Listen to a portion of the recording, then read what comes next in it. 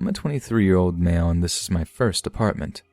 It's actually a duplex, but the neighbors on the backside seem nice and nobody in the community ever had any issues with them. I moved in with my best friend over a year ago and everything seemed great. I spent many nights here with him before I moved in and I never had a problem.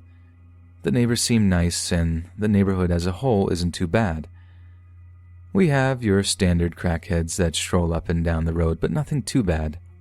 Before I moved in, I made sure I introduced myself to the neighbors and asked them if they ever had any problems, to which they assured me they have not. My roommate is a Marine and he was deployed to Afghanistan shortly after I moved in. The first month of me living here by myself was great. It was quiet and calm, and that was something I never really had at my parents' house. I have 5 siblings that were always over there with their families, so it was always loud. Needless to say, I was enjoying myself and my new independence. After the first month of my roommate being gone, I noticed that my neighbors in the backside of the duplex, we'll call them Joe and Susan, started to get into arguments a lot. They were usually over within a couple of minutes, so I never really paid any attention to it. Over time, a couple of minutes turned into an hour, and then 2 hours, and then all night. The yelling got louder, and I could hear things being thrown around and broken all the time. It sounded like they were constantly moving furniture and smashing glass. I was annoyed by this and debated on calling the police, but I decided against it because I doubted anything would be done about it. My sleep schedule started to get worse over time, and I would constantly wake up covered in sweat and paranoid that someone was watching me. I usually have 1 to 2 sleep paralysis episodes a week, so I just attributed it to that and thought it was just getting worse. 6 months into my roommate's deployment, Susan started to kick Joe out almost every week. He would pack his things and get into his car and drive away screaming at her the whole time. When Susan would leave for work, she worked nights. I would oftentimes hear him come back and slam more things around and leave before she got home. Sometimes, though, Joe would come back and move furniture, or what sounded like that at least, and I would never hear him leave. Susan would come home and I wouldn't hear any fighting or any more noise. It was off and on like this for several months before the first major incident happened. It was 3 a.m. and I snapped out of sleep in a cold sweat. I could hear screaming and glass breaking from Joe and Susan's side of the complex. They were at it again. I peered through my blinds in my bedroom just in time to see Joe throw a TV through their side door. I quickly called 911 and my landlord to explain the situation. Both the cops and the landlord showed up at around the same time. My landlord, Ken, asked me what happened, so I gave him the past 5 months' history of their fights and the noises I've been dealing with. The cops arrested Joe, and Ken told Susan that if Joe came back, he would evict them both. I'm sure you can guess that Joe didn't move out.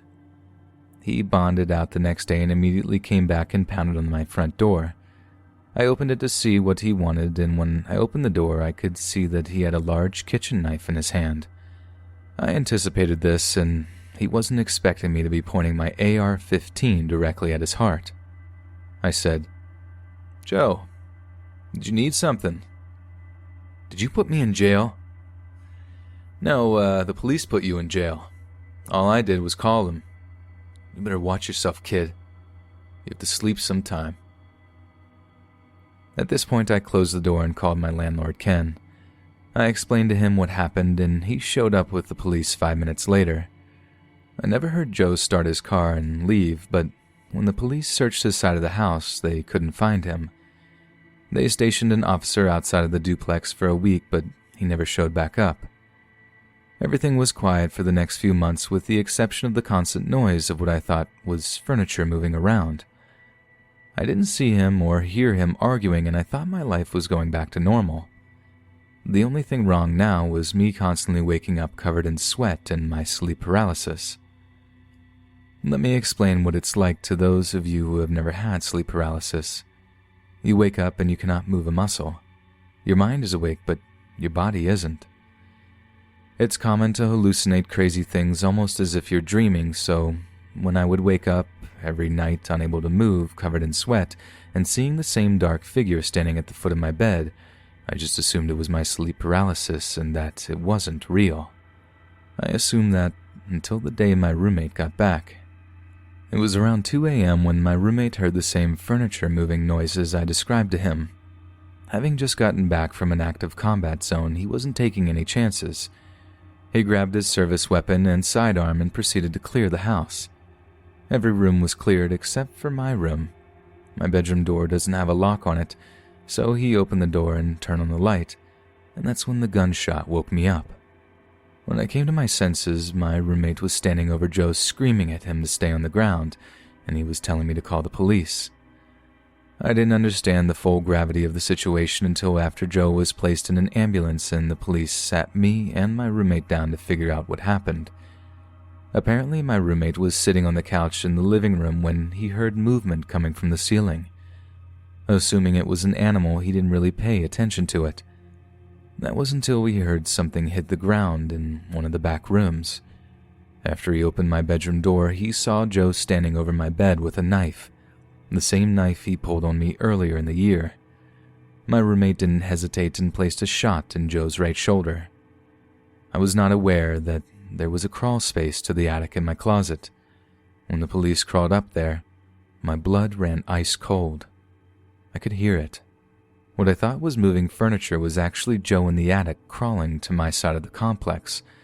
Apparently that's where he hid when his wife would kick him out, and I would never actually see him leave. That's where he hid when the police were looking for him. And then it occurred to me that I was having the same hallucination of a man at the foot of my bed almost every single night. He was watching me while I slept and could have taken my life whenever he wanted. The case is still active. I've changed names and left out a lot of details so I don't compromise the case, but since he's been in custody, I have yet to have that hallucination of a man standing at the edge of my bed.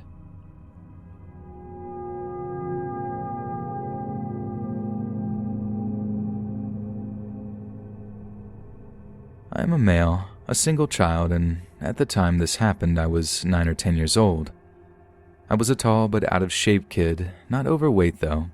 Smart, imaginative, but very shy, and with a tendency to be distrustful of others and lie due to what I later discovered was my dad gaslighting me all my life.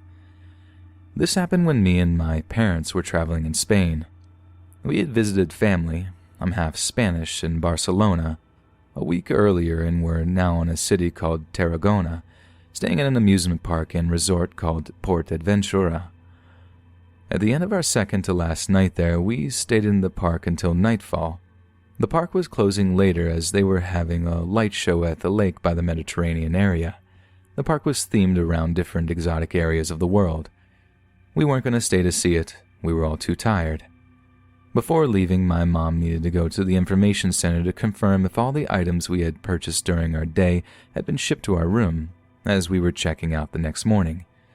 So my dad was sitting at some chairs to wait while my mom and I stood in line.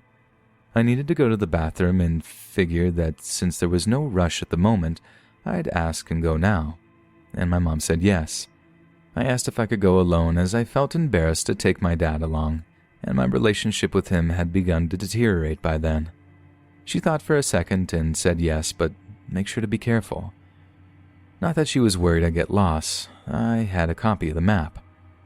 I went on my way, walking out of the dark square where the building was, and saw on the map the closest bathroom was in the Mediterranean area, where the show was set to begin in a few minutes. I sighed, frustrated to have to walk all the way over there. When I made the turn from the square to the lakeside path that circled around the lake, I was met with a large crowd of people blocking pretty much all the path. Even more frustrated, I prepared my perdona mise as I pushed and shoved through to the bathrooms, about halfway down the street.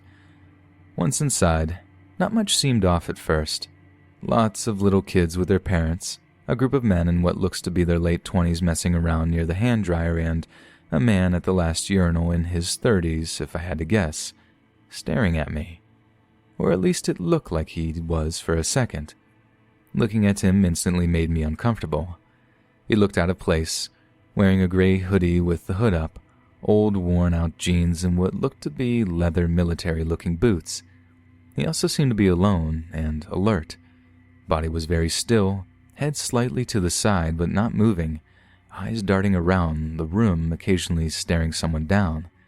Not the kind of person you'd expect at an amusement park. He looked more like some creeper you find late at night in the woods. As I walked to the stalls, all of them were full except the last one right across from this guy. Perfect. Just my luck. As I walked toward the stall, I felt his stare lock on me. Looked in his direction and saw him looking at me. I felt as if though I was being sized up and quickly ran into the stall and locked it. As I was doing my business, I watched his boots through the gap under the door. He wasn't leaving. I convinced myself he just really needed to go, but it again felt off. I had been sitting, doing exactly what you'd expect for 2 or 3 minutes. It doesn't take any guy that long to relieve himself at a urinal. I started becoming really nervous. After I was done, I didn't flush until I was opening the door. I wanted to get out as quickly and quietly as possible as I immediately turned and walked towards the sinks. I saw movement in my peripheral vision and instinctively stepped to the side. I glanced back and this creep was looking at me. With a frustrated look and a glare, hand reached out.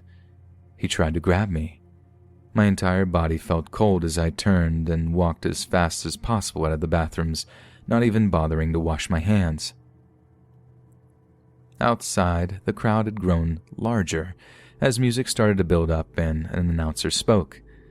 The show was beginning and everyone was looking at the lake. Despite what had just happened, I was awed for a few seconds.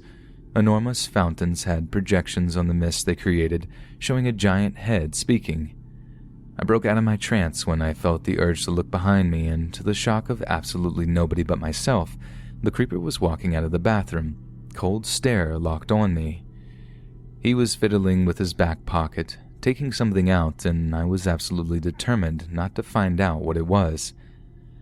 As I turned to run, I was met with a huge crowd of people.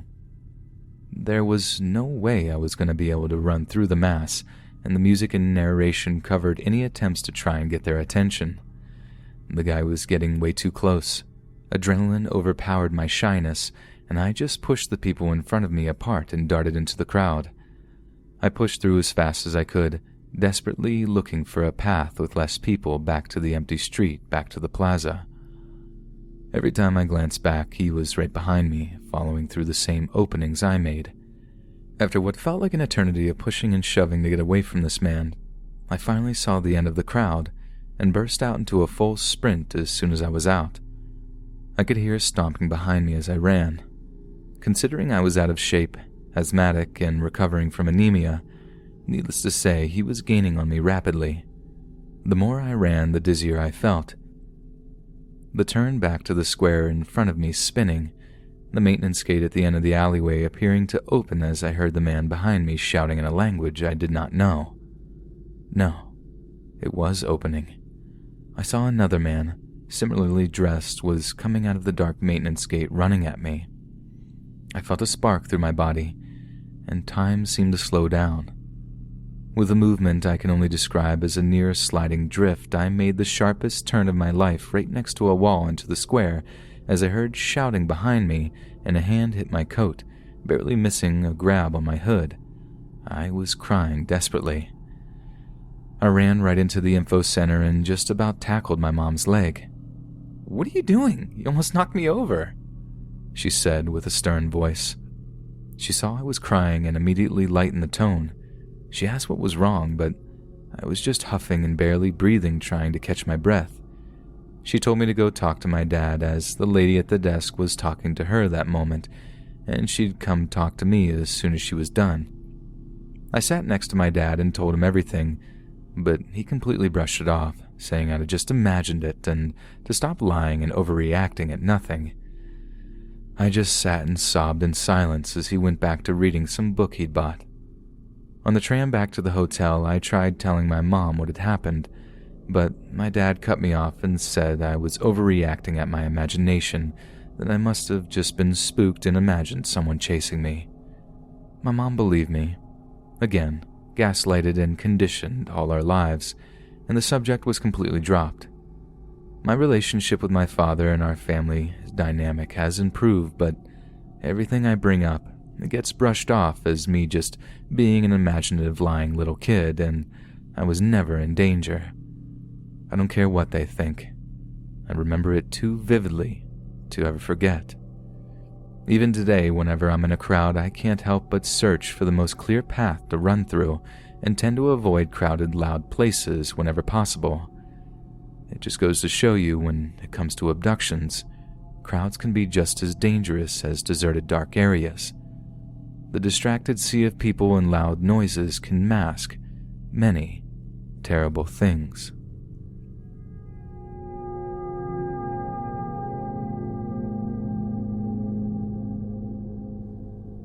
I guess the best place to start would be some backstory about my great-grandfather. Growing up, my family had told me many stories about the man. The most important was that he built the apartment building I live in, along with the two houses on either side of the building that my family also lived in when I was a kid and still do today. Growing up, it felt like being in a small community. This led to us kids asking many questions about our family history. So here goes. In 1954, my great-grandfather Murphy built this building as a motel. He named it Ace Motel. How he acquired the land is an interesting story. I never wanted to believe this as a kid, but everyone always told me he had won it in a poker game. Maybe that is where the inspiration for the name came from. A little bit of background about my grandparents. My great-grandmother was what you call a stenographer for a man by the name of Mr. Ayres. He was the owner of the company called L.S. Ayres, that my father described as being the Macy's of the 50s. For any of you that don't know what a stenographer is, it is a person who writes in a type of shorthand to quickly get down large amounts of information, while possibly two or more people are speaking to each other. This and a number of other things led to my great-grandparents being well known and respected in their community. In the many years they were alive, many had even worked for my grandparents in the nursing home or had relatives staying there. Being busy people that didn't have time for much, it was said you never wanted to play my grandparents in a game of cards. Because of Birth Avenue in Indianapolis, where they used to live, they would host poker nights for a man by the name of John Dillinger, a mob boss through the 1930s and 40s. After doing some research of this gentleman, I soon found out some pretty cool things. John Herbert Dillinger was a gangster during the Great American Depression. He had gotten himself into a number of shady situations with a group called the Dillinger Gang. According to stories, they had been accused of robbing around 24 banks, and as some stories go, one of these banks was right here in Indianapolis. People have since told me that they even made a couple of movies about him and that he was right up there with Bonnie and Clyde when it came to the media and sorts around that time. But moving on to my story, because of them having ties with this man and hosting card night at their house, where it was told Dillinger had attended, this is why you never wanted to play either of my great-grandparents in a game of cards, because as many had witnessed themselves, they would never lose. Me and my cousins like to believe that maybe this is why he named the building Ace Motel. Perhaps his winning hand that granted him the deed to this property had been won with an ace. Who knows? Here is a postcard from the time period of the building. My father showed me this after telling me the story. Fun fact about the postcard, the black car that is parked in the middle is my great-grandfather's car. For my great-grandfather, putting this building here made perfect sense. The road that runs in front of my house used to be the main road coming in and out of Cincinnati to Indianapolis. Shortly after the motel was built, they started construction for Interstate 74, which ran right alongside the main road in front of the building. Ironically, many of the construction workers stayed in the motel at this time, but would later put the motel out of business due to the highway being finished. This is what led to the remodel of the building in 1963. Great-grandfather Murphy had decided to turn the residence into a nursing home and changed the name from Ace Motel to Ace Placid Nursing Home. Now, I did not have a picture of the building in 1963, but I do have one of the building that has always hung in my living room. This one was taken in 1996. It shows how he basically just added a wide section onto the front of the building, making a long hallway where the nurses could have walked from one end of the building to the other. It also shows the red brick on the far left house that he built in 1968 that my father moved into when he was 10 with his family. My dad's twin brother still lives there today. Now back to the building. When it was built, it always had a living quarters, which is where my great-grandparents lived and in the latter years where my parents stayed after my dad got the building running. During its time as a nursing home, the living quarters were turned into the nursing quarters since it had a kitchen in it. Unlike the rest of the rooms in the building, which were just original motel rooms, they consisted of nothing but a big room with a large window and a single-person shower. I still use one of the original showers today. During this time, a lot of my family, including my dad's sisters and nieces, worked here as nurses and helped out around the place. Growing up, my dad had never really wanted anything to do with the building. He had it hard enough growing up and just wanted to pursue his dreams in electrical work rather than settle into the family business. When the building closed down in 1981, after my great-grandmother was left to take care of it after Granddad Murphy passed away in 1972, Dad didn't think twice about moving out to the city to finish going to college. The building is not very big there, for she only ever had about 12 to 13 patients at a time, so the Board of Health was consistently keeping her on her toes about health regulation, making her install a sprinkler system and a number of other things that were demanded to bring it up to code. After years of this, she finally gave in and was forced to shut down, leading into the 5 to 6 years the building was abandoned. During this time, Dad had started working at a TV and VCR repair shop in Indianapolis while he was finishing up college. But when he had left, he didn't realize how bad things were for his nephew. After moving away, my dad's nephew Charlie came to live with his mother. Charlie hadn't been getting along with his mother Linda and was doing his best to get away from the situation. Dad had reached out to him by inviting Charlie up to the shop in the city, eventually getting Charlie and my dad's twin brother a job working there with him. The two of them had always gotten along. Dad told me many stories about them working on cars together in the garage. So from what I can grasp, they were pretty close. Even though he loved Charlie and his family, my dad had always dreamed of working as an electrical technician engineer for Disney World, and was even saving money up to ship himself down to Florida after he graduated. So it was a huge shock to my father who, 2 years after the shutdown in '81, Charlie hung himself in the abandoned nursing home in the dead of winter, using one of the big industrial pipes for the sprinkler system in the building that great-grandmother had been demanded to put in. The family was stunned, and even possibly blamed themselves for not being there more for him. Oftentimes, us kids would sit and listen to my family question back and forth with each other, trying to figure out why he had done it. Some say he was failing school and had wanted to join the military, but his grades and attendance were poor, keeping him from doing so. Another stated that he had a girlfriend around this time, that his best friend ended up sleeping with, and this could have played a major part in his depression, not to mention the things going on at home. Lastly, and honestly the most chilling, which I had heard them mention more than once, was that Charlie was involved with a pretty bad bunch, and that there was a good possibility one of them could have asked him to do something he didn't want to do, so to avoid doing so, he took his own life. My dad's twin brother was the one who had found him and had immediately took him down. Dad said later that the cops had yelled at him, telling my dad's brother he should have left him alone till they got there, that now this case could be even more complicated, making him the #1 suspect. Frantic and furious, my uncle asked how on earth they expected him to be able to just leave him like that. It was his nephew. Needless to say, my family was pretty appalled by the way the local authorities were addressing it. I think the weight of what had happened started to sink into my family, but mostly my father.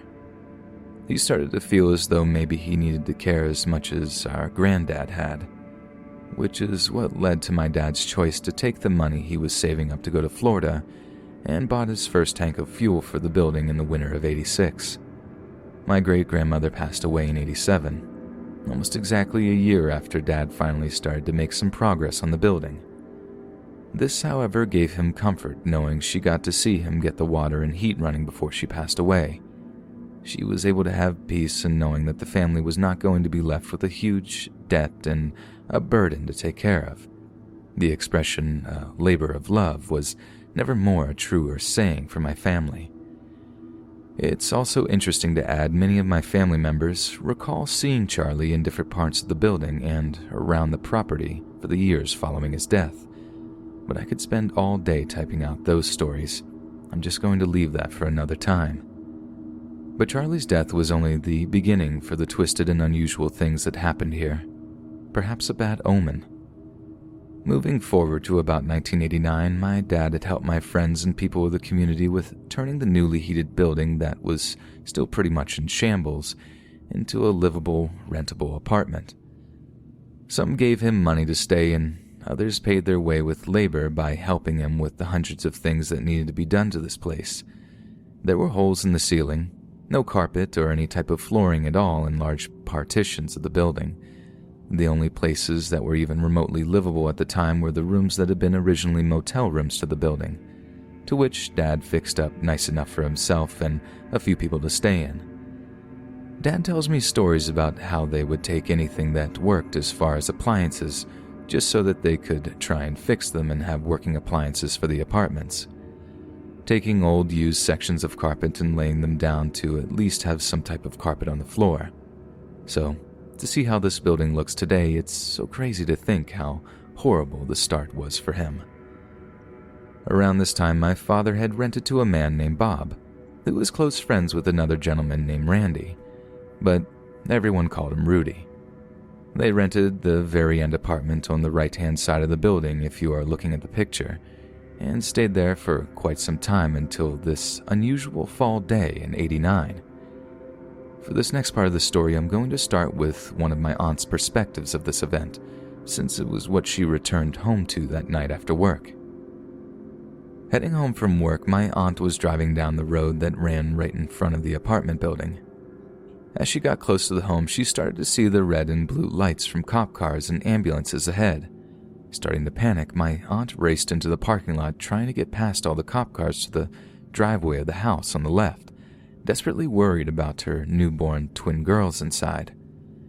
My twin cousin that I grew up with were very premature.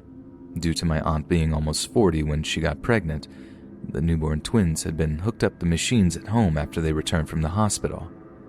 So this gave good reason for why my aunt was so panicked that something may have happened to them. But after further examination, it was indeed not her girls who were in trouble. All around the parking lot parked cop cars and ambulances, complete chaos with people standing outside wondering what's going on. From what can be seen, the center of attention was the end apartment, where Bob and Rudy had been staying. Walking into the door of the last apartment, the scene that was displayed before everyone's eyes was nothing less than described as a horror story. My father, covered in blood, sat on the floor next to Rudy, laying flat on the ground with a giant hole in his head and a gun in one of his hands. Dad, the brave, kind-hearted man he is, had tried to save his life by wrapping his hand and trying to stop him from bleeding to death. But there was no saving him.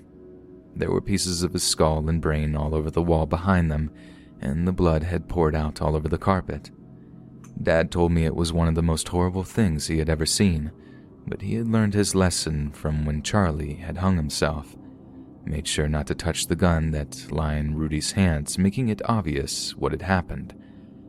Police did their best to help Dad clean up some of the mess after taking his body away. There was still so much Dad had to do before it ever looked like it had never happened. Dad said after Rudy's death, he had to talk to Bob about what had happened, and Dad couldn't believe what he heard. Bob said that for the last few weeks, Rudy had been acting kind of strange. Rudy was known for being kind of a radical guy, so what was next in the story was not so unbelievable to most of his fellow friends and neighbors. He said that Rudy had been sitting across from him in the kitchen of the apartment, rambling on about something before he had asked Bob if he wanted to play a game of Russian roulette.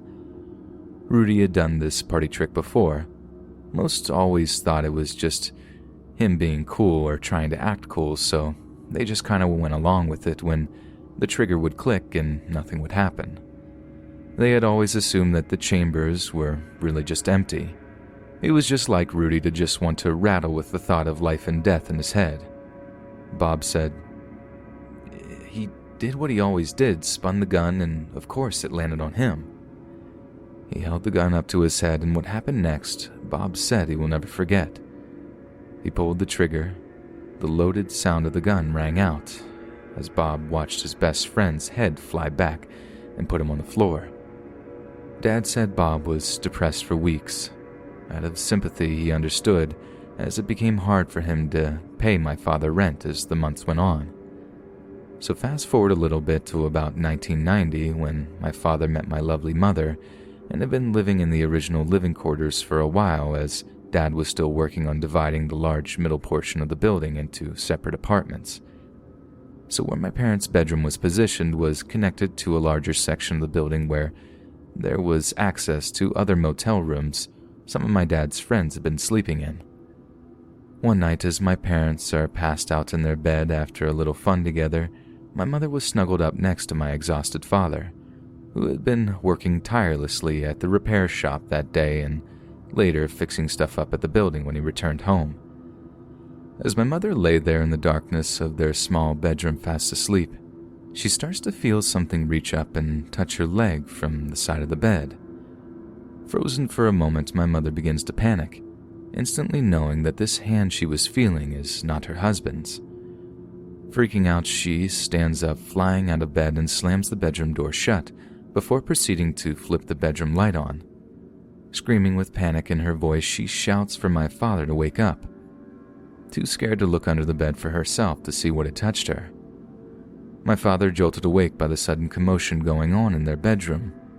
After a moment, finally piecing together what my mother was shouting about, he went to look under the bed, and to their horror, their buddy Clifford's son crawled out from underneath their bed. Now, this next part made me laugh so hard. For a second, I thought my parents were messing with me, but Mom said that this kid was now standing there in the middle of their bedroom in a ninja suit. I'm sitting here dying with laughter as she is telling me this. After my laughing fit, I looked at my parents and asked, "Why though?" My dad sat there for a moment before saying he didn't know.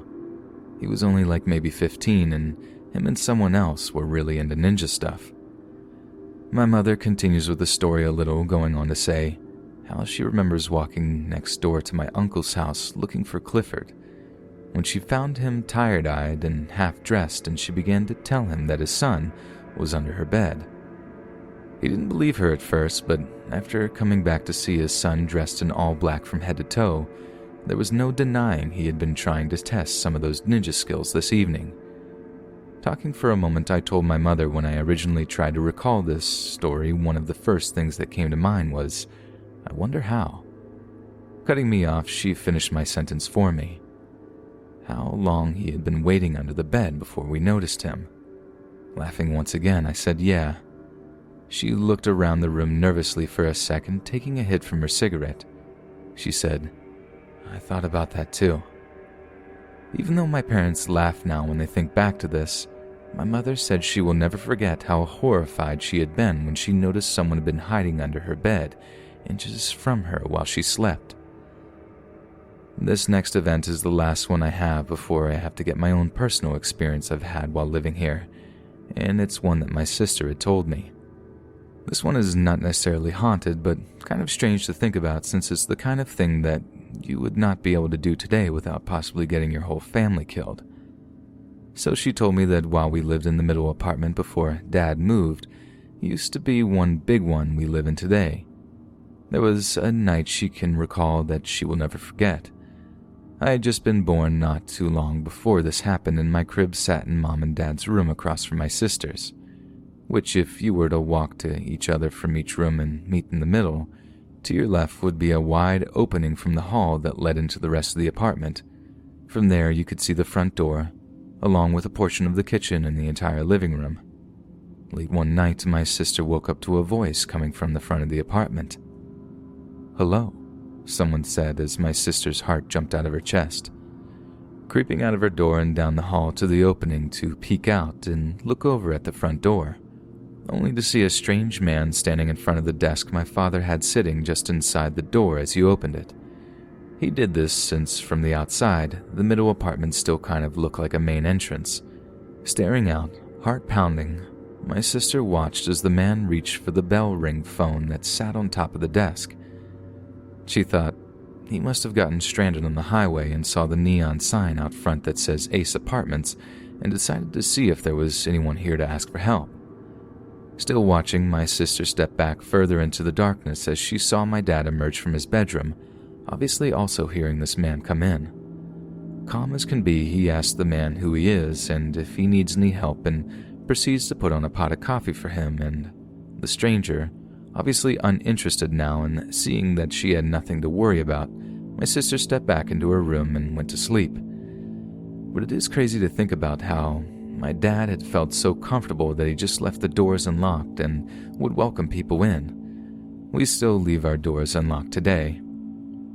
Kinda more to do with the fact that we all work different hours, but also because still today none of us feel threatened by anything, to feel the need to lock our doors, though we don't just openly invite strangers into our house anymore. Another small incident that had happened that my sister reminded me while I was writing this was a story that took place shortly after my dad had moved me, my mom, and my sister into the apartment that we still live in today. So one day when my sister was home alone from school, this big truck broke down right outside the building on the highway, just on the other side of the fence. Why this was so scary for my sister, though, was because she saw the people emerging from this truck she noticed that were circus performers. Going on, she said that there was a bearded lady, 2 midgets, and this really creepy tall guy. Not wanting to open the door, my sister began to freak out, completely spooked by this group of people walking around. Making matters worse, she said that some of the people even proceeded to look through the cracks in the blinds, saying, "I see you there," trying to get her to open the door. Scared, my sister ran out the back slide glass door over to our neighbor's son's window, frantically telling him to let her in, that there were crazy circus people walking around the building. Soon after telling his father, Dustin's dad went to check. Come to find out that they needed help obtaining some tools and that they could fix the flat on their car. But nevertheless, my sister was scared out of her mind, and when they were all coming up to the windows looking at her, trying to get her attention. Sometimes the things that have happened here just kind of blow my mind.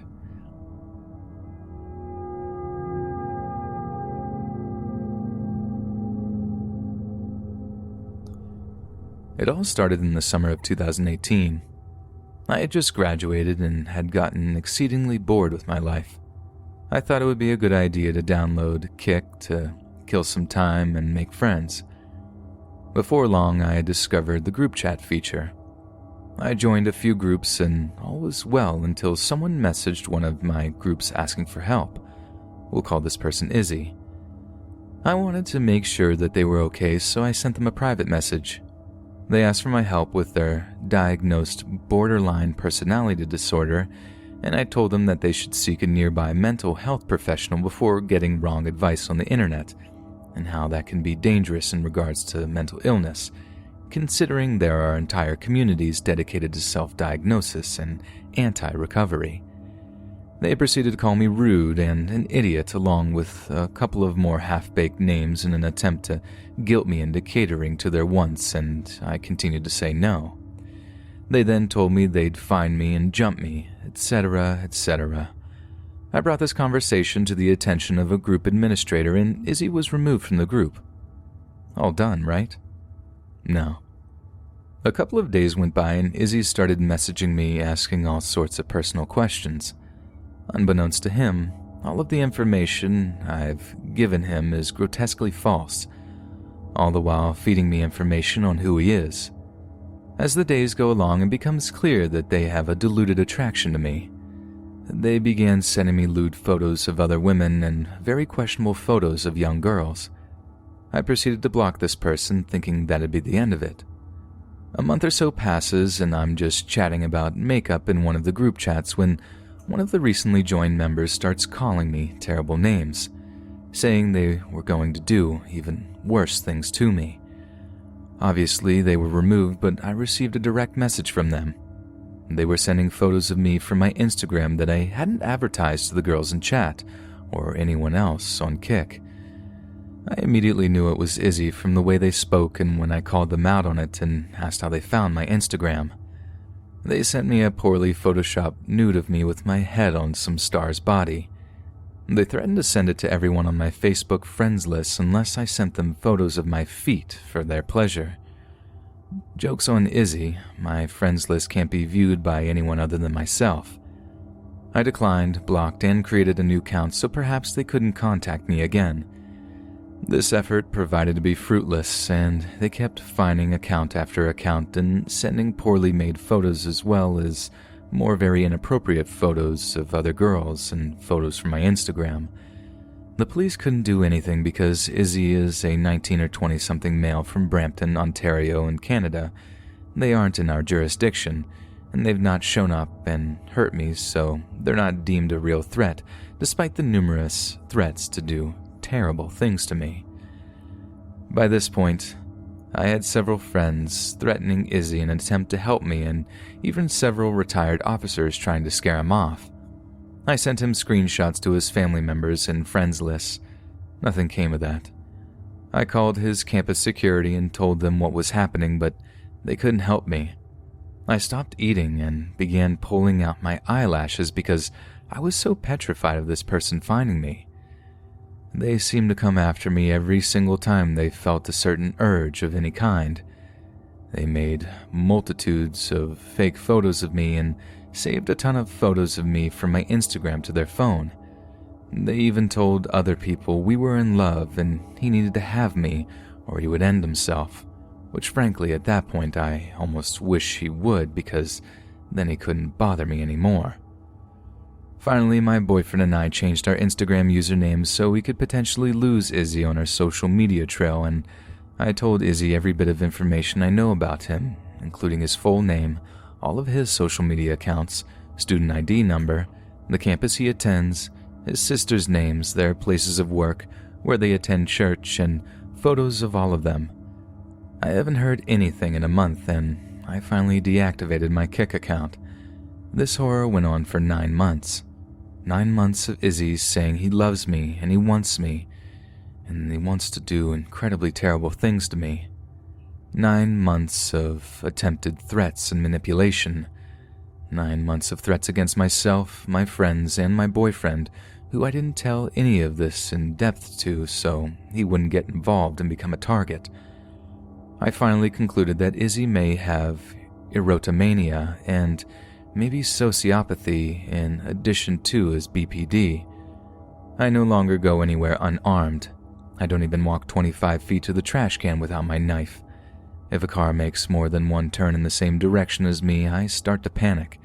I have folders upon folders of information and screenshots from the events in case he does decide to attack me and one of us ends up dead. I want everyone to hear this story, so if you know Izzy in real life, you can help him get help. He is dangerous and he will end up hurting someone. If you do use sites like Kik, do not reveal any personal identifying information. It's not safe, and you really don't want a cyberstalker on your hands.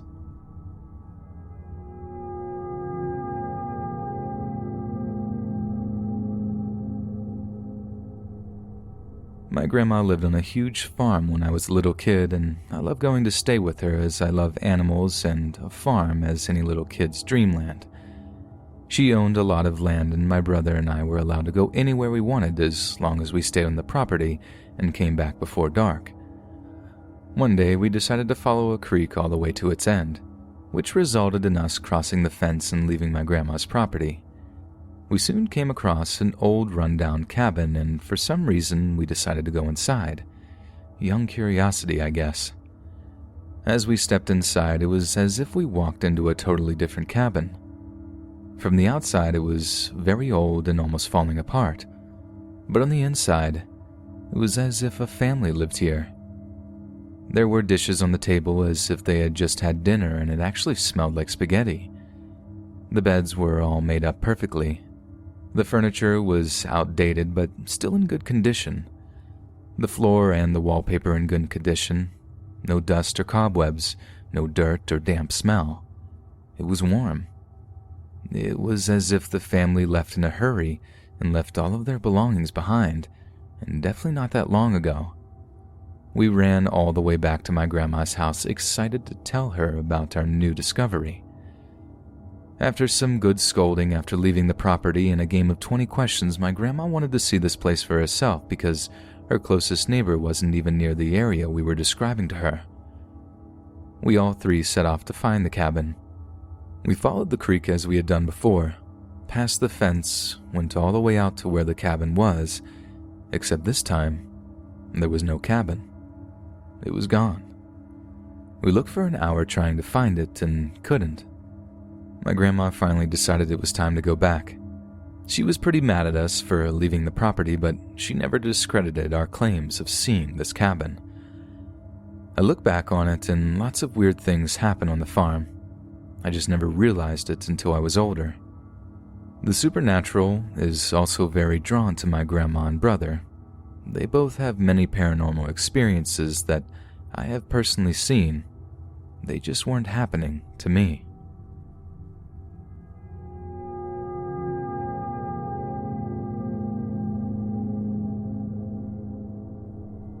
A bit of background. I used to live on the second floor of a 4-story building in my childhood. The place used to be a jewelry store owned by my grandfather and by my great-grandfather before him. Our family had 2 such stores with similar construction, and we also lived in the upper floors. This particular building is the larger one. This wasn't in the US, so the construction is wonky. The first floor was the storefront with a set of stairs behind a door leading down to a dark basement where we stored stuff. The front door has a huge and heavy steel shutter with a lock on it that rolls down from above and seals off the front of the building. The machine to open it was constantly broke, so we attached a chain to the rolling mechanism on the side of the shutters so that it could be manually opened once unlocked. There was a chain inside and outside attached to the shutter. The second floor contains the kitchen and a Japanese-style bedroom built with aromatic hinoki wood, complete with a set of sliding doors and all. It had antique no-masts hanging on one wall and a bathroom inside. Everybody called this the Japanese room. My great-grandfather was a Japanese sailor and a successful cloth merchant, and had commissioned the room to be built shortly before his death. Geckos often came into the bathroom inside the Japanese room from the window there, but I liked them and didn't mind having them around. Sometimes I could hear the geckos chirping at night. Coming out from the Japanese room, there is a wooden step with sliding wooden panels underneath where we stored slippers and shoes. The Japanese room is directly across from the kitchen. At the back of the kitchen was a door leading to a balcony from which we could view our enclosed yard. Next to the balcony door is a flight of stairs leading up to the 3rd floor. The 3rd floor has 3 bedrooms and a large bathroom. The 4th floor housed our ancestral shrine and a storage area with another balcony and a door, which we sometimes opened to air out the shrine room. The shrine room was lined with photos of our deceased ancestors and had a big censer for incense atop a huge wooden table set designed for this purpose. The table space not taken up by the censer was topped with candles, ceremonial offerings, incense trays, accordion folded sutras, wooden drums, scrolls, and other shrine stuff. Incense sticks were often burning there before our ancestors' stoic faces, the long wisps of smoke wafting from the ashen tips of the red incense sticks, waving like white ribbons in the still air. I had never seen anyone empty the censer. The huge vessel contained a vast quantity of ash from countless incense sticks burned over an untold number of years. When I was around 5 years old, I was in the Japanese room with my grandma and my dog since we all slept together in that room. I woke up in the middle of the night to get some water from the kitchen. I simply slid open the door and walked out to the kitchen like usual, but noticed it was unusually dark. The screen over the balcony door was pulled down, explaining the darkness. I thought I saw a lingering smoke crawling about the ceiling, but I didn't think much of it since we often burn incense in the shrine room and my uncle and grandfather all smoked.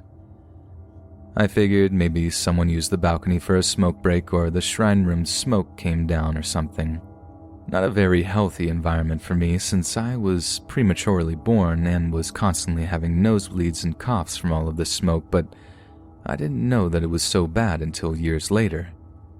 I was also young and stupid, and there was no way smoke could travel down 2 floors from the shrine room since the shrine room's doors were always closed when the room was not in use, and that's not how smoke works. If the room even produced remotely close to the amount of smoke that would be needed for it to travel 2 stories down, there surely would have been a fire and a smell, but there wasn't. The smoke on the ceiling swirled about, and I spent a second or two looking at it, confirming there was indeed smoke before I flicked on the ceiling light. When the light came on, I could no longer see the smoke. I attributed this to the glare of the ceiling lights. I drank some water, set the glass on the counter, and turned off the light, preparing to go back to the Japanese room, back to sleep. I immediately noticed now there was no smoke along the ceiling anymore, which I immediately found super strange. It had been there less than a minute ago. Could a draft or something have blown it away that quickly? I turned to see if the balcony door was partially open. It wasn't. I then turned left to see if the smoke was coming down from upstairs. From the ceiling where the stairs came down, I began to see smoke drifting down slowly from the staircase to the 2nd floor. I immediately froze in terror since, this time, the smoke was behaving strangely. Instead of drifting freely through the air like normal smoke, it clung to the back wall as it descended, as though climbing down to my floor along the wall. Even as it came around the corner, I saw that it turned sharply and none of it went down to the floor or off the wall and into the air. It was as though the smoke was alive, adhering to the wall and coming toward me. I bolted through the kitchen back into the Japanese room and slid the paper screen doors closed. I don't know how I managed to fall back asleep. The dogs didn't seem to detect anything amiss and behaved the same as always.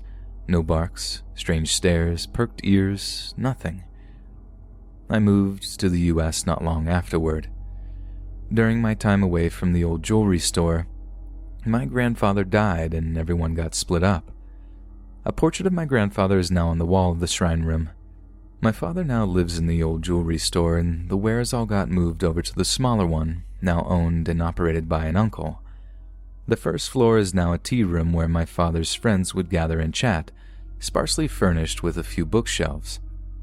He is messy, and who knows what got shoved down into the basement storage. When I visited, I tried to go down, but it was too dark and dirty, so I didn't move anything around or stay in there long. He would often let his buddies crash in the Japanese room if they needed to, but the room was basically relegated to a guest room. My father used to be a gang member, and he has a huge circle of mysterious friends. He is very social and constantly has people over for various odd reasons.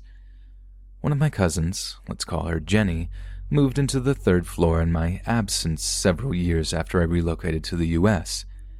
Jenny had a gambling problem and couldn't afford to rent at her old apartment, so she moved into one of the spare rooms. My father lived in the room across the hall from hers. One night, she called her good friend, let's call her Kate, to come over to pick her up to go drinking at a bar.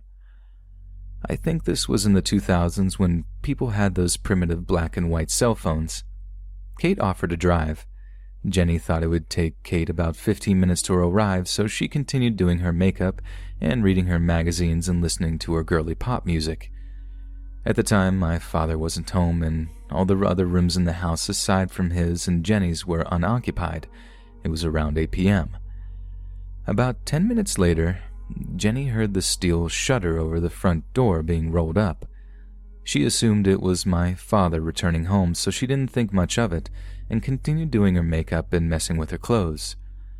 A few minutes passed and nobody came upstairs. She thought maybe my father just had to grab something real quick and left, but the shutter never closed. Jenny heard the sound of Kate's car arriving outside a few minutes later. Maybe Kate bumped into my father or something on the way in and they chatted as my father was leaving or something. Either way, Kate could let herself in even with the shutter down since Kate had a spare key and could open the side door. Jenny continued to do her makeup and listen to her music. At the time, my father wasn't home and all the other rooms in the house aside from his and Jenny's were unoccupied. It was around 8 p.m. About 10 minutes later, Jenny heard the steel shutter over the front door being rolled up. She assumed it was my father returning home, so she didn't think much of it and continued doing her makeup and messing with her clothes. A few minutes passed and nobody came upstairs. She thought maybe my father just had to grab something real quick and left.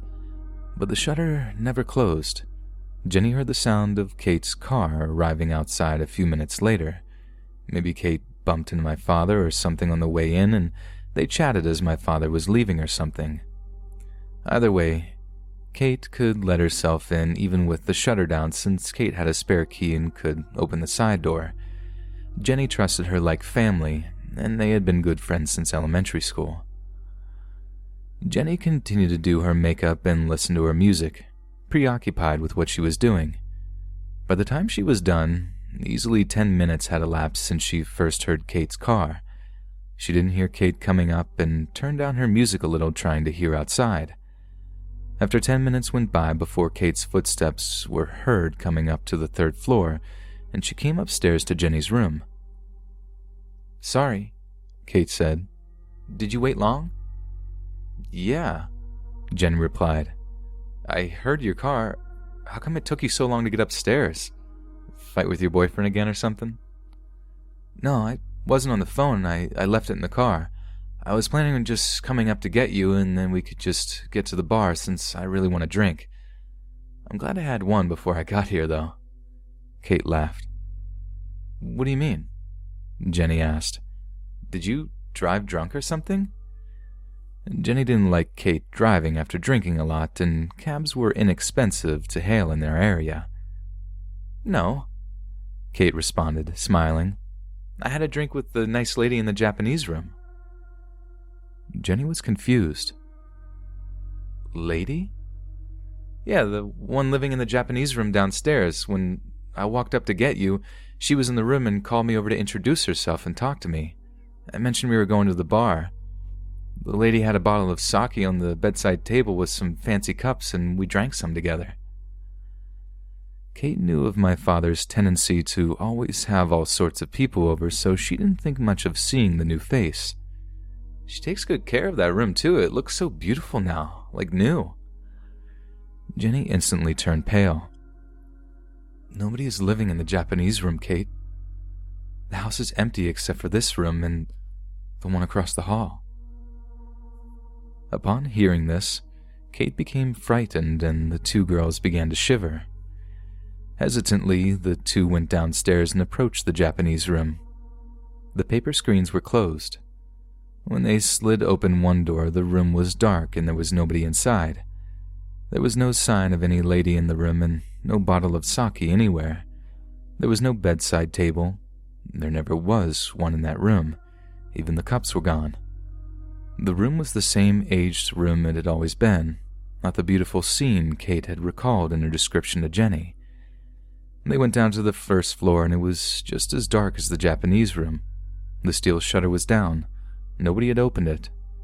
The girls would have easily heard the loud noises of the rolling steel shutter and the impossible-to-hide clanging noise of it hitting the floor, even from upstairs, if it got close. And only my father had the key for the steel shutter.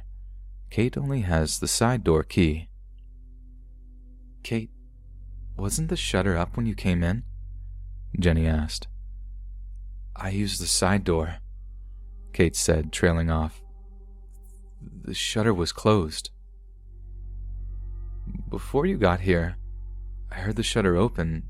I never heard it close." Jenny felt patches of goosebumps surfacing on her skin.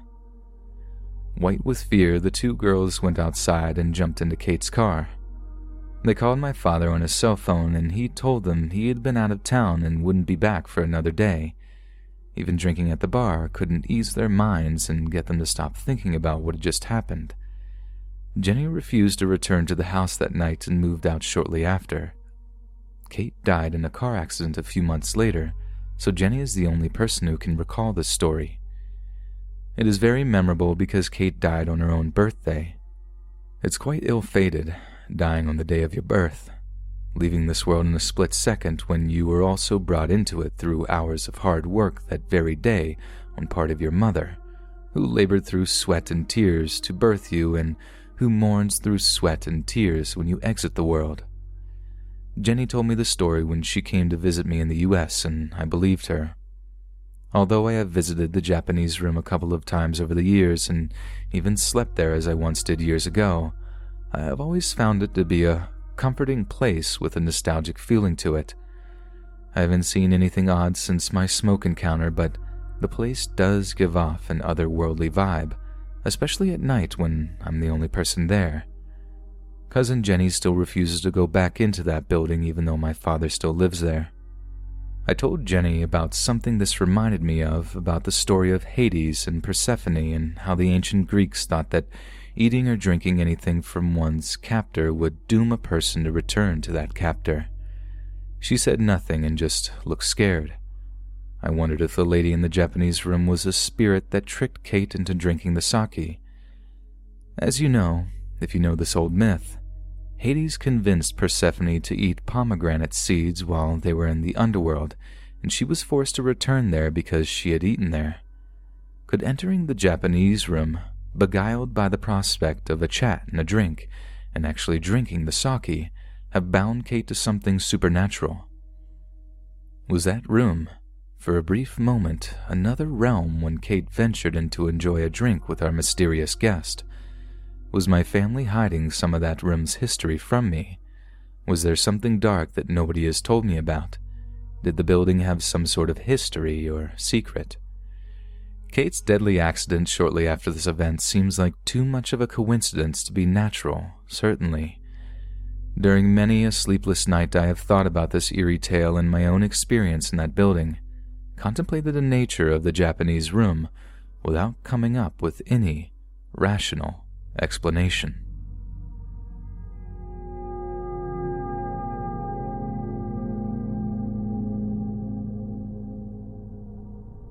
At the time, it was during a hot summer and I was 11 years old, during the killer clown epidemic in the US.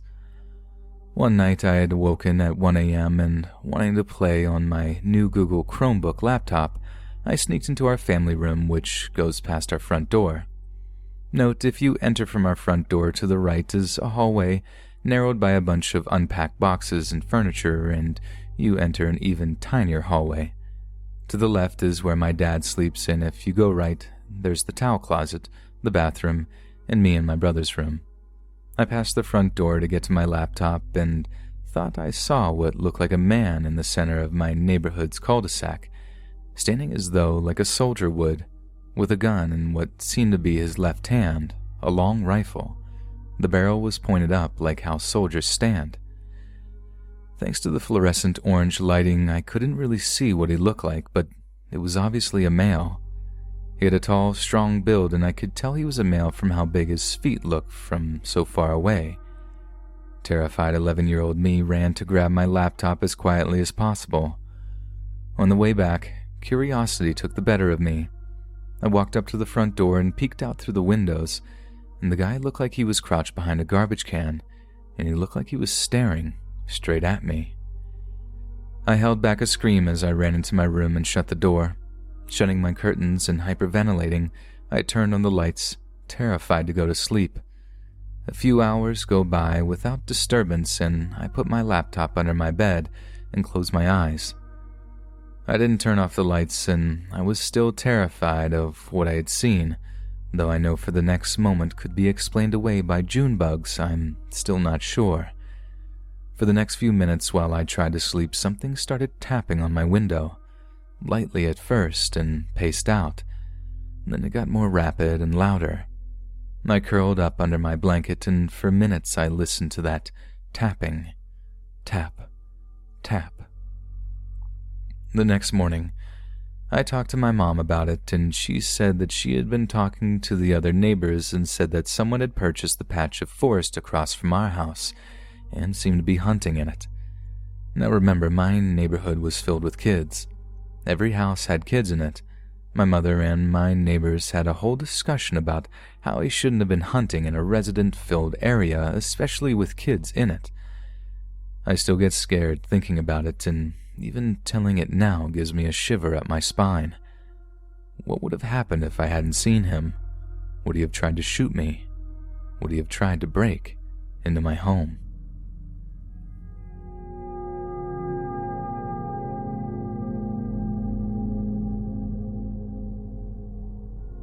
I have a male cousin in Taiwan who is 6 years younger than me. I'll call him Ben to keep things simple. The following story is about his high school girlfriend. We'll call her Hana to keep things simple. Hana's family is part Japanese since her family married into a Japanese one, which then remained in Taiwan around the time of World War II. As far as Ben and I know, she's still around and doing her own thing. When Ben was a sophomore in high school, he was obsessed with finding a girlfriend. He had always been since junior high, but even though he wasn't a bad-looking kid, he behaved pretty stupidly and didn't know how to talk to girls, scaring them all off whenever he would try to ask one out. Ben was always trying to look cool, doing stupid stuff like getting into gambling, smoking, and even shoplifting. He once told me he borrowed over $200 from a friend whom he didn't intend to repay, which earned him a nice beating from me. Basically, he acted like the guy's friend to get him to trust him and leverage that friendship to take his advantage. The stupid part was Ben didn't even really enjoy acting like a bad kid. He just wanted to look cool and have girls and other kids admire him. The path he took really disappointed me because not only did he refuse to take over his father's motorcycle repair business years later, his older sister was also a gambler who had caused her own father a lot of grief. Their father is my uncle, and I felt awful how all his kids turned out to be terrible despite his best efforts at parenting. Ben is the type of guy who only knows to listen if you speak with your fists. To look even cooler, Ben joined a gang and got a ridiculous tattoo on the back of his neck. It was a cringy thing, a pair of bright red lips with "hot kiss" in cursive below it. Ben didn't know any English, never been with a girl, never had a girlfriend, yet he went and got a tattoo he wouldn't be able to remove for the rest of his life. Yeah, Ben was really stupid, and even today he still is. I have a hard time believing he's related to me. I still remember sighing, shaking my head, and telling him what a moron he was when he told me about how he got a bunch of middle school boys to beat up the owner of a convenience store who gave him a hard time when he was caught shoplifting. The image of a bunch of scrawny junior high boys with balls that had barely dropped trying to look tough was laughable no matter how I pictured it. But Ben was so proud of that achievement, as though he were some kind of mafia boss, which he surely wasn't. He was just a stupid, insecure, cowardly kid trying way too hard. Ben couldn't even drink more than 2 beers before being floored, which was a bit lame since even the girls in the family could handle more. Despite his behavior, I don't think he's a bad person per se, he just isn't very bright. Somehow, Ben finally got a girlfriend in the middle of his sophomore year of high school. Hana was a year younger than him and was an attractive girl with flawless porcelain skin, a trim figure, flowing dark hair, and eyes which could entrance a man. Ben was puny for his age, but Hana was shorter, so it worked out.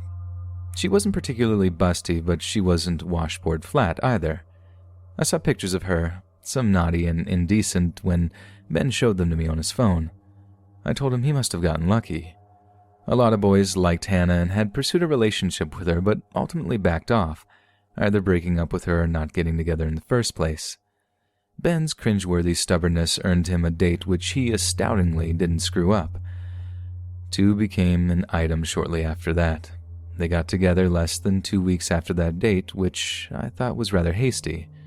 Ben loved to brag about how Hana was his sexy girlfriend, and the two would be inappropriately lovey-dovey in public no matter where they went. He probably loved the status the relationship gave him more than he actually loved Hana. Hana was an odd girl, though. Despite her perfect appearance, she too wasn't very smart and constantly flunked her tests. A match made in heaven, I thought. Hana was a believer in the occult, and frequently paid attention to things like feng shui, astrology, and other such things. Hannah claimed she could tell what a person was like by counting the number of strokes used to write that person's name. She told Ben her grandmother had been a witch and that there were several shamans and onmyoji in her family line. Taiwan is a place where adherence to supernatural beliefs isn't unheard of, and people are often more spiritual than here in the US, so hearing this didn't immediately trigger a red flag. Compared to Ben's blue-collar family, Hannah's family was extremely wealthy. She lived in an ancient, huge house on a property with a size measurable only in acres. The home was renovated to have automated gates, maids, butlers, all that. I once went to Hannah's house with Ben when he wanted to introduce her to me. I heard she liked donuts, so I brought a box when I visited, not wanting to go empty-handed. Hannah was thoroughly lacking in manners, doing things like offering Ben a pair of slippers but not offering me a pair. She brought scalding hot tea out in glasses rather than the usual clay cups, making them difficult to drink from. We had snacks to eat, but there was no waste bin in the room, and she let wrappers and crumbs pile up on the table we were sitting at. She had servants, but didn't tell them to do anything for us. She didn't even see us out the door when we left. Something about her made me bristle with disdain. Although I'm very strict with manners, customs, and social etiquette, I thought perhaps she was just a clueless high school girl after all and didn't dwell on it. Even though she didn't do anything bad to me, she was a beautiful girl in her own right and her house was lavishly furnished. I instinctively was put off by her and didn't like the feeling of being in her house. By the time Ben and Hannah had been together for already a month, they were already doing the dirty, if you know what I mean. Ben would always boast about how his girlfriend wouldn't make him use protection or other birth control like it was something insignificant, and I'd get really irritated. Ben said Hannah always urged him to do it and would wrap her legs around him to make sure he did. He thought himself so cool for it, as though doing this was some kind of superpower. He didn't even really care about how to satisfy Hannah, since there came to be whispers among Hannah's friends that Ben was terrible and Hannah still stayed in the relationship. But Ben was irresponsible and had absolutely no idea what having a kid would entail. I've seen people whose entire lives are thrown off track due to the sudden 18-year obligation in the form of a mistake kid. If he ended up with a child to feed, I was certain his already overburdened father would need to help him out, and his father would be too kind to refuse. Now that I think about it, his father's willingness to always bust his kids out of their binds may have been contributing to why they all ended up being awful. He never let his kids burn themselves with their own mistakes, so they would keep going on thinking Daddy would take care of their trash. I think I only put up with Ben because he is related to me and family is a big deal. He and I shared no interests aside from both liking an anime called One Piece, but we didn't even like the same characters. When I warned Ben about what he was doing and the potentiality of having kids and diseases and the like, he was almost surprised at what he was hearing. Evidently, nobody ever taught him anything, or he just didn't care. He was almost giddy when he told me Hannah was fine with simply terminating if anything happened. I almost wanted to kick him in the groin to stop him from reproducing. Maybe I should have. Predictably, with Ben and Hannah's stupid behavior inciting people around them to anger, drama stirred up at their high school. Ben tried to tell me other people were the ones who wouldn't mind their own business, but I, knowing Ben probably better than he knew himself, knew people were rightfully angry at them due to their crass, unclassy behavior. Other kids began to bully Ben, and some of the girls picked on Hannah, angered by the couple's arrogant demeanor and behavior. I kind of want to say they deserved it for acting like idiots, but I'm not a man who enjoys unnecessary conflict or who wishes bad things for other people. To protect themselves from those who dislike them, Ben and Hannah were constantly surrounded by their acquaintances and friends, equally vapid and spoiled schoolchildren without a sense of honor or dignity. It was common for something to happen and for them to break off relationships with their best friend ex, only to turn around and go, "Why is my new best friend now?" They took the dislike others had toward them as a sort of status symbol and trotted around as though they were high-profile celebrities who naturally would have haters. They would all go drinking on the weekends, often ditch class, spoke back when their teachers talked to them, continued to be involved in gang-related activities and even got into fights. I'm sure their fights were just a bunch of delinquent kids beating one hapless victim, though. His life was a complete and utter train wreck, and I was glad not to be a part of. Cops were involved a handful of times and were so irritated even the policeman's friend who knew Ben's father from their time in the army threatened to take Ben in if he caused any more trouble. I found the fact that there were entire groups of kids with Ben's personality at his high school alarming and disheartening. How were people raising their kids? Eventually, when Ben got to his third year of high school, Hannah introduced Ben to the occult. Ben, being the needle brain he is, couldn't comprehend the rituals and the numbers and positions of the stars and other things. Apparently, this is where Hannah excelled, though.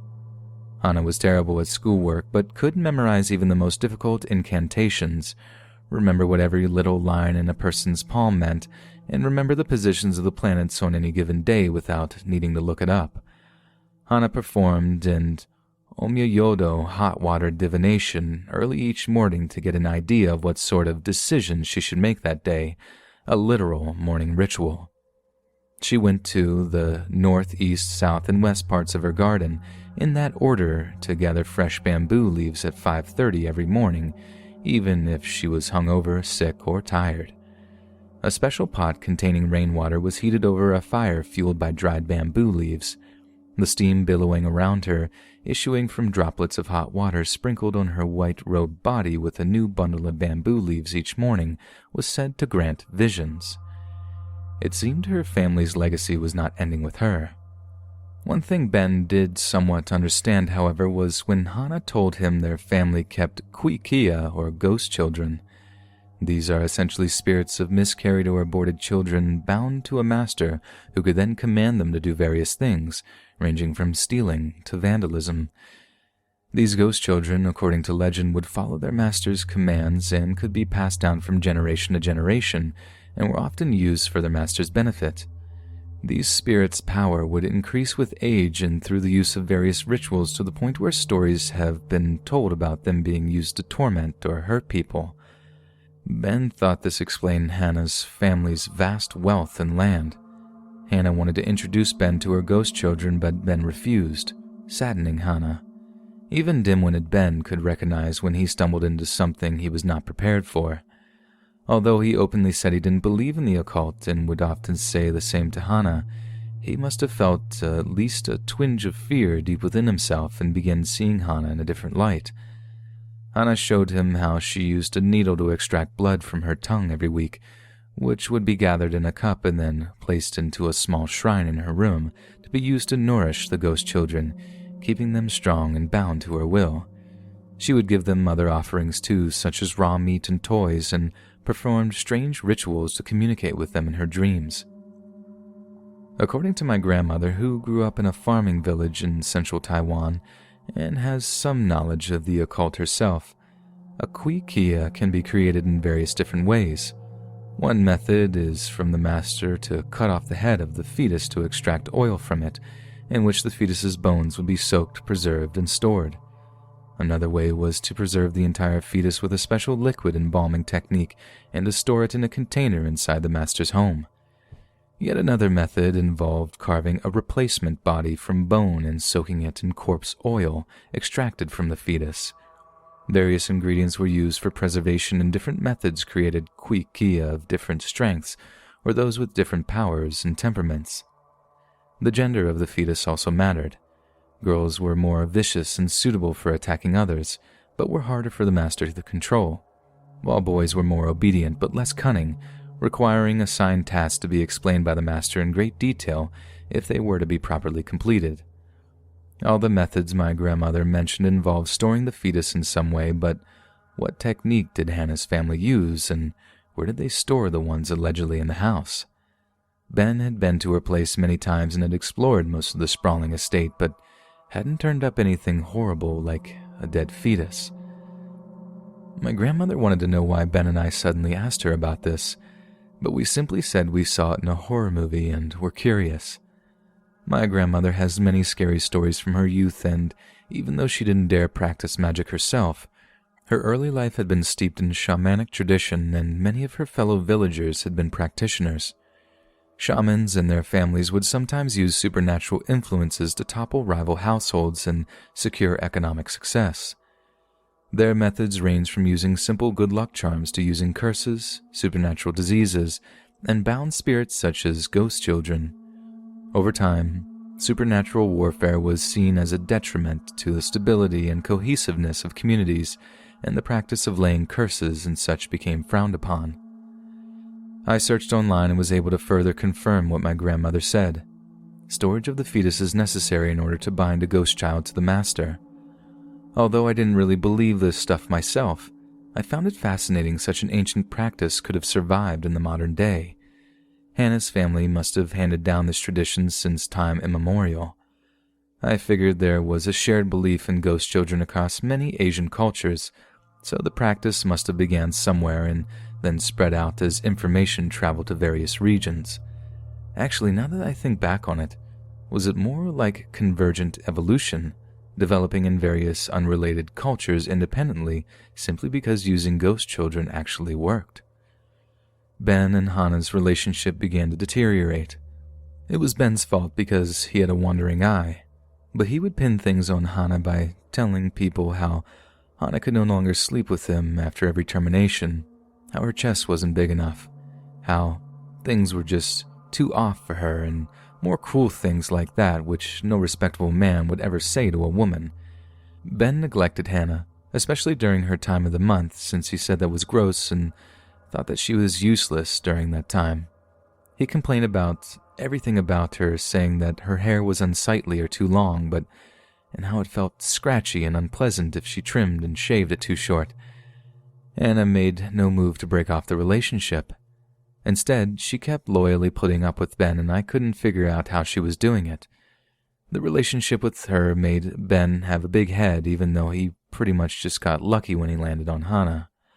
Ben's treatment of Hannah got worse, even though no other girl would have found him tolerable. There was no new ship for him to jump onto. I think this was why the two ended up together, ultimately for 2 years. I would not have known these details of Ben and Hannah's intimate encounters if Ben had not even an ounce of maturity, restraint, or class. There are some things you should keep between yourself and your significant other. Ben, being a kid, didn't have much money and often blew what he had on tobacco, betel nut, terrible smokes, and booze. He suddenly broke up with Hannah one day over text message while he was at her house, and she was at the convenience store. It was obviously planned despite whatever nonsense lie Ben tried to feed me. Ben had found another girl he liked, a fresh new toy, and he was waiting for the right time to break it to Hannah. Before Hannah could get home, he grabbed some of the gifts he had given her during the course of their relationship, such as a ring, a necklace, a purse in the closet, some clothes. He figured he could save money this way on gifts for the other girls, and now that he no longer wanted Hannah, he could recoup some of the financial losses. It was a really messed up thing to do, and I truly felt sorry for Hannah. Although I remember her as a girl with no manners, my anger had waned over the years. In the end, she had been loyal while my cousin Ben had been a total idiot. A few weeks later, I heard from Ben that Hannah was stalking him, begging him to come back so they could be together. She was pregnant again due to Ben having knocked her up before he broke it off. She pleaded with him to at least accompany her to the clinic. He refused and Hannah went alone. Ben cursed at her over the phone and told her to stop stalking him as she cried. He told Hannah he had taken his gifts back and gave to another girl so Hannah could just go away because he didn't love her anymore. She could end herself for all he cared. Hannah cried even harder. The beginning of Ben's next relationship was a disaster. The girl was cold and didn't take him seriously. She drank with her guy friends and was lousy at texting Ben back. The gifts he had stolen for her had gone missing, so he didn't have any material wealth to ply her with. Upset, he texted Hannah and asked her if she took the items, to which he got a chilling response. Hannah told Ben she had sent her ghost children to retrieve the stolen things and had cursed his new relationship, sending him a picture of the items he had stolen, now in her possession.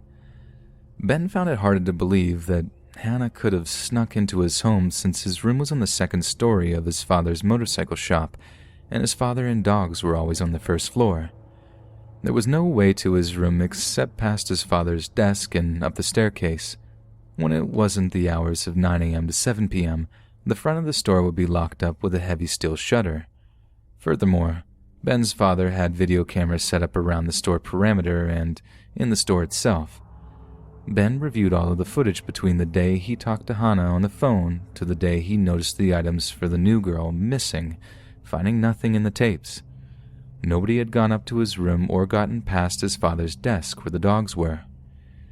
Being the fool he is, Ben resolved to retrieve the gifts he had stolen. He skipped school one day, went to Hannah's home, and climbed over the gate. He was trying to find an alternative entrance into the house through a side door window when he noticed a small door in an alcove under the house visible from the rear corner of the garden. Curiously, he went down a wooden step and into the alcove where he was met with an extremely narrow locked wooden door that looked aged and weathered. The door felt hollow, as though eaten by termites and beaten down on by decades of rain and sunlight. In his anger, he figured he didn't need to break the lock on the shoddy old door since the door itself looked frail enough. Surprisingly, he was actually right. Ben's shoulder crashed into the door, causing it to splinter apart, cracking at the hinges. A second shoulder ram sent the door inward even further. A third wedge opened the slats of wood, and Ben thought he could now access the house. The door led to an area he had never been before, a series of more wooden steps leading down into some kind of cave-like storage cellar or basement. Ben hoped there would be a way to the first floor of Hannah's house from this area. The corridor down into the depths was dark and damp, but Ben could see a string hanging off a light bulb from the ceiling at the bottom of the stairs, which he committed to memory and reached for when he got to the bottom of the rickety old steps. Despite the distance of the subterranean chamber from the sunlight at the surface, the chamber was warm, like a womb. Maybe there was something in here he could smash or steal from Hannah to get even with her. Permeating the room was the smell of the earth. Ben pulled the cord to turn the light, which flickered on and momentarily blinded him. He looked around and saw the small room was lined with moldy wooden shelves. On the shelves were jars, pots, urns, and bottles. Some appeared ancient and looked to be made of clay, terracotta, and ceramic. Others were made of glass and were also clearly old, discolored by impurities, coated with dust, and still others were newer, appearing to be mason jars. The newest-looking jars sat on the far right corner of the room on the top level of one shelf. There was a wooden stool in front of the shelf. Curious about this discovery, Ben crossed the room and reached up to grab one of the newer jars. As he did so, however, his eyes became level with an older jar on the shelf a level below. Through the dust on the jar, he could see there was liquid in it and that there was a lump at the bottom. The liquid was cloudy, as though whatever was inside had been preserved crudely and had gradually degraded, remaining only partially intact. Ben's fingers reached the jar he sought, which was perfectly clean, recently added to the shelf. As with the other containers, something was at the bottom. Squinting in the partial darkness, Ben saw a red label atop the jar's lid. It read, "Birthday," followed by a date from just a few days earlier. The writing was certainly Hannah's. When his eyes focused, Ben discovered the thing at the bottom of the jar, curled up like a little cooked shrimp, was in fact a fetus. It was steeped in a translucent pinkish-orange liquid. The fetus couldn't have been more than 9 or 10 weeks old. Ben was utterly horrified and took a step backward to the center of the room. From there, he could see the top level of the shelf had several newer jars. He then realized that there was a fetus in every corner in the room. Some were so old the birthdays were directly carved into the surface of the containers and used as an archaic calendar system Ben didn't recognize. Hannah had been keeping the fetuses from her pregnancies with Ben as ghost children. Was this why she kept putting up with him? To get more ghost children? Ben lifted the clay lid from an urn which contained what appeared to be an entire baby. It was pale and pickled in the mysterious fluid, probably a stillborn or miscarriage. Its eyelids were open, a shriveled raisin of an eyeball visible in each socket still attached to its ocular nerve. The small body must have spent countless years submerged within the container, its lips and mouth distorted by time into a silent scream. A length of wrinkled umbilical cord protruded from its belly. Up from the urn wafted an earthly, herbal smell, the stench of stagnant well water and rotting leaves. The ghastly discovery made Ben extremely sick and frightened, and he fled the room, never to return. He never did steal back his gifts to Hannah and avoided her at school whenever possible. Hannah must have known Ben was the person who broke the door to the area where she stored those horrors, and it must have angered her because Hannah no longer stalked Ben after that and no longer texted him about being together. But on some occasions, he could see her watching him from the corner of his eye in the classroom. This disturbed Ben so much that he almost wished he'd done better in school as to not get held back a year. Ben's new relationship dissolved shortly after he found the ghost children. Whenever I think about how these fetuses are still in that room in Hannah's house, and how they have some of my family's blood still in them, some of my blood in them, I can't help but feel creeped out. And some of those pickled fetuses entombed within sealed jars and steeped in a warm darkness deeper than that of any bedroom, my body is linked with Hannah's, my flesh and fluids intermingled with hers.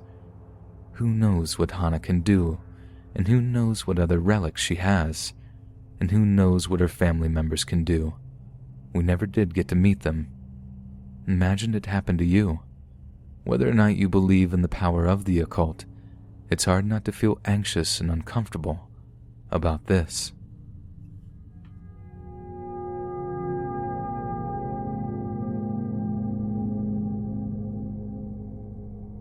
I'm a male, and in this story was about 13. My sister and I'll call her H, invited this boy over to do general preteen stuff. You know, make prank calls, tell stupid jokes, the usual. This boy we invited, K, revealed to us that he had brought a Ouija board. H and I were hesitant, but decided to give it a go anyways.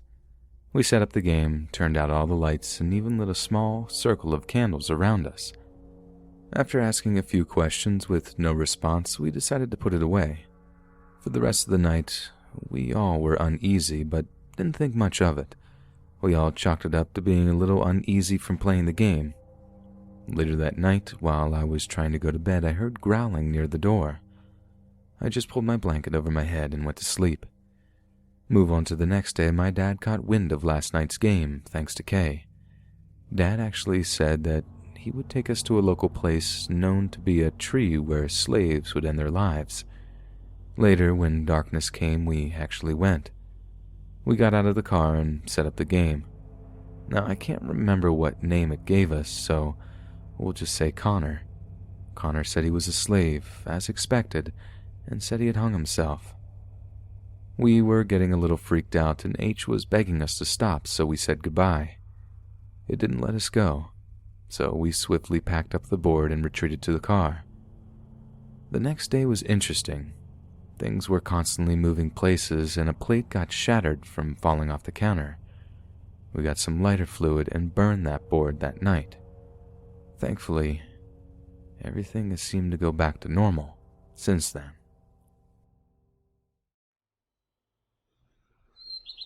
Hey friends, thanks for listening. Be sure to subscribe and click that notification bell to be alerted of all future narrations. If you got a story, be sure to submit them to my subreddit, r/letsreadofficial, and give and receive feedback from the community, and maybe even hear your story featured on the next video. And join my Discord to interact with me and other listeners directly. And if you want to support my channel even more, grab early access to future narrations for just $1 a month on Patreon, and maybe even pick up some Let's Read merch on Spreadshirt. Links in the bio. Thanks so much, friends, and I'll see you again soon.